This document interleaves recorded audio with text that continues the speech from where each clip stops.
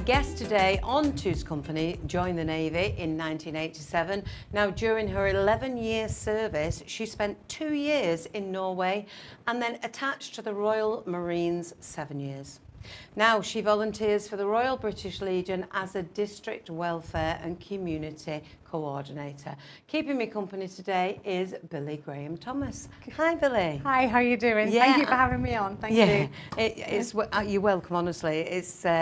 I'm going to really enjoy speaking about this subject today because it's all based around the Royal British Legion and what you do. So would you like to tell the people at home what your role is in the Royal British Legion? Yes, absolutely. So I am the Spain North District Welfare and Community Support Coordinator. Wow, that's a mouthful. Yeah, we're the District North actually covers from Baza in Andalusia, Yes. up to the French border. Wow. And out across to the Balearic Islands. So we cover the size of the UK. So that's a big area, isn't it? It's a big old area, A big area. Yeah. So first, we'll come back to that, what you do in a minute. Absolutely. But first of all, yourself. Why did you join the Navy and what age were you when you joined the Navy? So when I was about 11 years old, Yes. I come from a service background anyway. My mother was in the police force. Mm-hmm. My real father was in the fire brigade Yeah. as a station officer.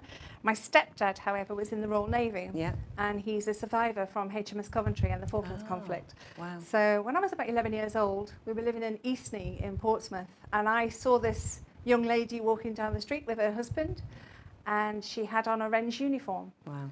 And she looked so proud of wearing her uniform. And I turned around to my mum and said, I'm going to do that, mum. Yeah. And she goes, no, you're not. I thought, Yeah, yes, like I you am, do. mum. Yeah, Honestly, yeah, I am. yeah. I'm going to do that. So at the age of 18, I did exactly that and joined the Royal Navy. Oh, good for you. Yeah. Wow. And I bet you've had some experiences. I absolutely loved it. I bet. So 18. So your 18. first post, where was that?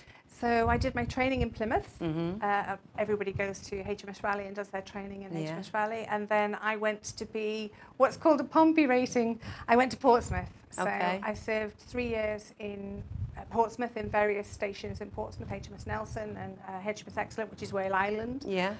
where the field gun crew train, or did train. And then I was fortunate enough to go over to Norway to serve with NATO for 2 years. Right. And then 2 years after serving with NATO and various other, countries as well, I came back from there and went to work for 7 years with the Royal Marines, attached Okay. to the Royal Marines. So when you went to Norway, what was your role? What job did you do? Well, working in Norway, we have to go out of branch. So I worked as, my main role was supply. Mm-hmm. And when I went to Norway, we had to be cross-trained to do communications. Right. So I went to work in the crypto room, which is secure communications Yeah. in Norway, and I thoroughly enjoyed it. Did you? Absolutely. It was inside a mountain, and if you can imagine, you have to walk about 1 kilometre to get to where you work inside this mountain, which was great, apart from winter. Oh, Winter time was freezing. great. It was freezing cold. However, you never saw daylight. So you'd go in the dark and come out in the dark when you were on duty. Yeah. But I absolutely loved every minute of it. Brilliant. So I came out from Norway and went to work with the Royal Marines in Poole. Okay. I spent some time in Lympstone, and I also went to work in one of the recruiting offices for a few months up in Shropshire. Right. So when you was in Poole, were your duties different, obviously, than what you'd done Yeah, in... well, I did more logistic work in Poole. Okay. So I was trained as a driver. I did my HGV1, believe it or not. Yeah. Which frightened the heck out of a lot of people. I'd love to do that. Yeah. It was great fun. Yeah, I loved I can imagine. We do various roles, so everybody has like camp duties as well. So we did gate guard, which is guarding the barracks Yes. from dangers of other people, shall we say. So we did the guarding as well, and went out on various roles, working around the world. So I was with a unit that was fortunate enough to go out and do take equipment all over the world with the Royal Marines. Wherever the Royal Marines are stationed, you would normally find one of the supply people with them, taking their equipment out to them. So a very, very interesting and varied life. Yes, very Fabulous. Definitely interesting. Yeah. So can I ask you why you left, or was it just the right time, or? Unfortunately, I had an accident. Okay. The accident happened when I was on camp. Okay. I suffered a fall. It was quite a tremendous fall from a great height. I wouldn't recommend anybody do that. Yeah. And I was medically discharged after 11 years. What a shame. But it didn't stop me doing what I'm doing now. What you're passionate about. No, absolutely. So now you're helping other people. I am. Yes. And I've got a better view of how people, a better view of what people require now. Okay. After going through it myself. Yes. So I think people don't realise when you're in the armed forces, you're in a community that supports each other. Mm-hmm. And when you leave and come back into civilian life, there isn't always that structure there. No, to big support changes. You. And it's a massive change to be ripped away from you all of a sudden. So you're helping support people that are coming back into what we call normal life. Yeah. Right, okay. So you did that quite a bit in the UK before you moved to Spain. Yes. So what prompted you to move to Spain? And why Camposol? Well, this is a funny story, actually. So I was talking to another Wren who lives on Camposol. Mm-hmm. And we'd been coming to Spain for several years with the family, with my husband, who was in the RAF at the time. And he was coming very close to finishing his 30 years in the RAF. And we were on holiday and we were up in Roses, up near Barcelona. And I was talking to my friend who's a Wren who lives down here on Camposol. Mm-hmm. We'd come over twice in 2014 to look for properties because my husband and I decided that he'd finished 30 years in the RAF. I'd just finished 14 years because I was working in the NHS at that time, and I'd just finished with the NHS. And we decided, well, what do we do now? We're retired. We can literally retire. So instead of staying in the UK and having to do the mundane life of living in the UK, because you'd have to find work, we can live off our pensions here. We worked it out and we thought, we could live off our pensions here. So we came over twice. We came over once in the May and once in the August. And when we were here in the August, my friend who lives on Camposol said to me, well, why are you up in Torrevieja looking at houses? Why don't you pop down to Camposol and have a look down here? And I have to say, we drove down the N332. And as we came over the hill into Porta de Madrón, we stopped for petrol at the Repsol garage there. And I said to Carl, I looked at my husband and I said, I love it. I'm sorry, this is it. This is where we're coming to. I didn't want to be up in the Torrevieja area because it was quite built up. And I said, that's one of the reasons why we chose here. And I love the sea. I have to be by the sea. I'm a Pisces, so I need to be by the sea. And Navy. And Navy, obviously, Absolutely. So I said to my husband, I said, this is it. It looked very much like our hometown of Aberystwyth. As soon as you come over the hill, you could just see straight out to the sea. And I said, okay. And then we came to my friend's house here on Camposol. And I actually love the community here. It's beautiful. It's absolutely an amazing community here. One of the things that drew us to Camposol when we first arrived, because we wasn't looking for an urbanisation, we wanted in the countryside. But I joined some of the sites on Camposol. And there was a lady that put on there that she'd broken down and it was a pop tyre. And within about a minute of her putting on, there was about, God knows how many people saying, where are you? I'm on my way. You know, I'll come and help. And that's the community. And it's like old-fashioned values. It's like going back when I was a child, what the people used to be like there. That's what I liked about it. We have a lot of people who will say Camposol isn't great. Oh no, the urbanisation's falling to bits. It's not falling to bits. No. You just need to buy in the right area. You need to do your checks before you come over and make sure everything's above board and legal when you come over here. Like you would in any area. Which is what you do exactly in other areas. When we were moving over, we found a house to rent because we were looking to buy. We found this house to rent. And like you said, the first thing we think of is moving out to the countryside. Wouldn't it be great countryside living? But before we were doing that, we thought we'd come and rent here for 6 months and see what it was like. And just 3 weeks before we were due to move, I had a fall because I'm disabled. So I had a fall at home and broke my wrist. Oh. And as you say, one of the Camposol Facebook groups, I put on there, we'll be arriving on the 8th of December.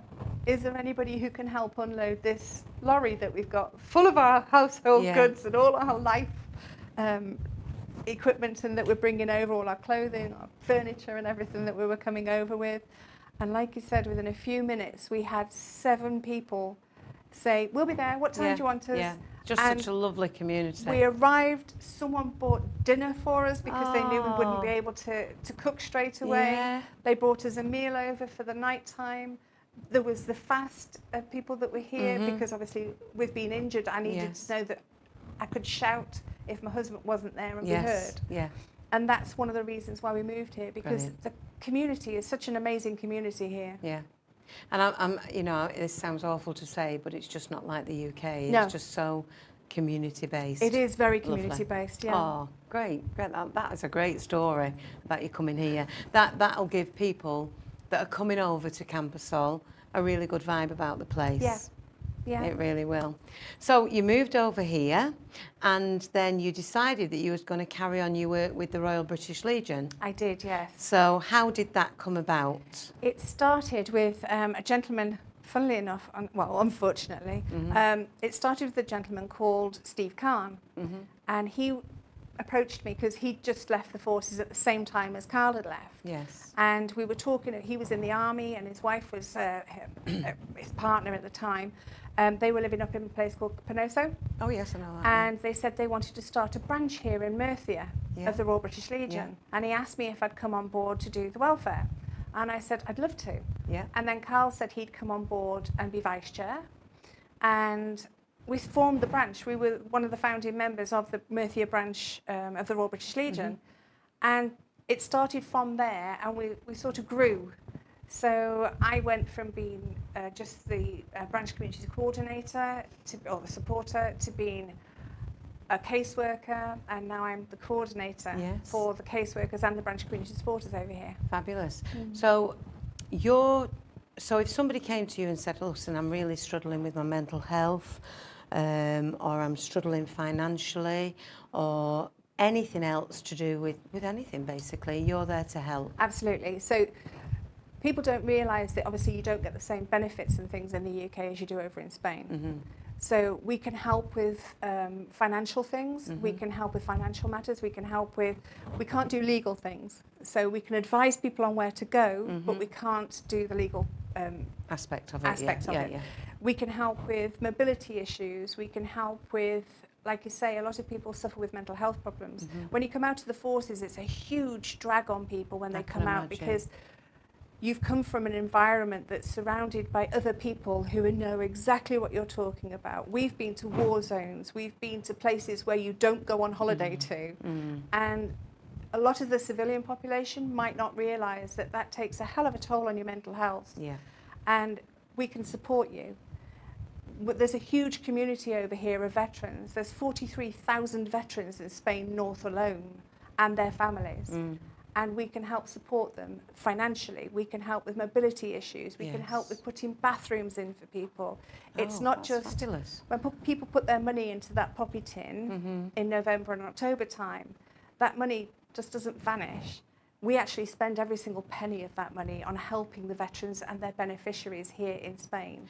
Yes. It stays in Spain. So it's not just October and November that No. people can donate. They can donate whenever they like. And I know that you do lots of fundraising Yeah. and things like that, because I'm doing one up at Mariano's. Exactly. Near round the Poppy Day time. Yeah. In fact, you've been a huge supporter of ours, so thank you. I have, yeah. And I don't know. I haven't got any family in the forces, but I just feel that it's very close to my heart, because I think as you're in my era, as you're growing up, obviously you're taught at school about everything from World War One to the Falklands and so on.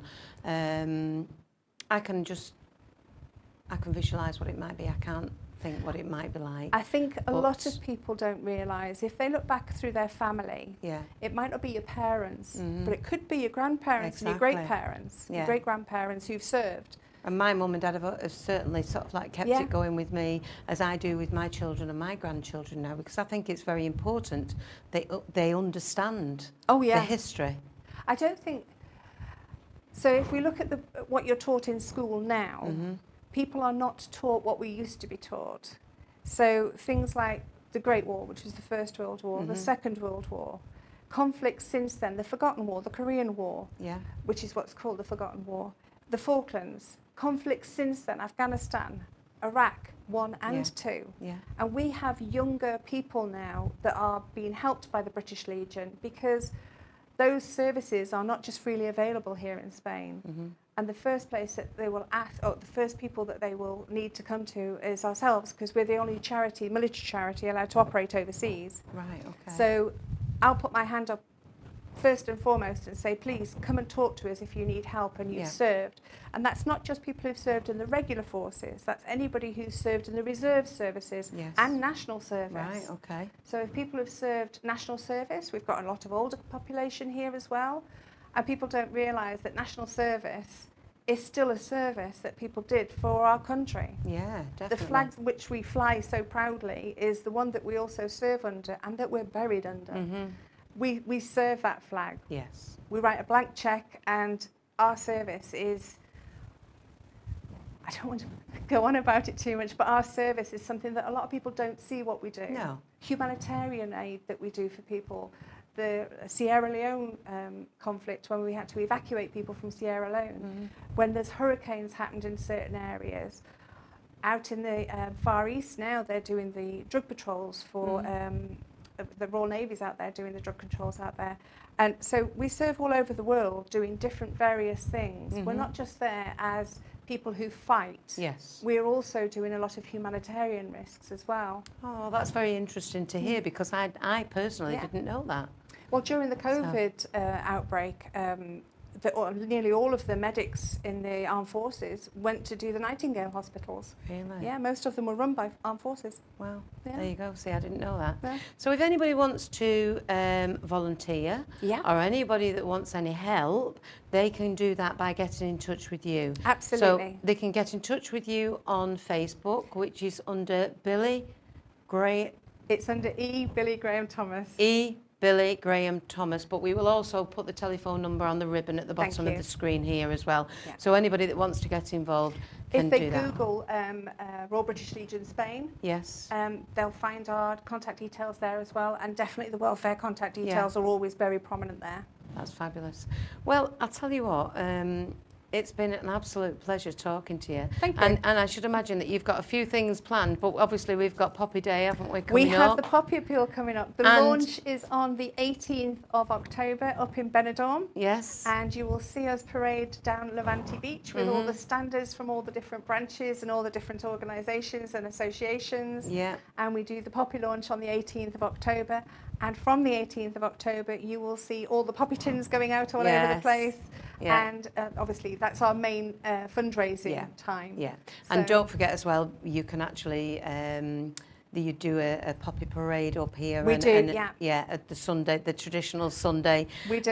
Up on, it's on A sector, isn't it? It's on A sector, on the Memorial Garden up there. But obviously, that'll be all over Facebook anyway when you can do that. So, But, and if anybody needs us, they can always just ask a question. Yes. We're always here. We can always just answer a question. That's great to know. And you don't need to be a member of the Royal British Legion to ask for help.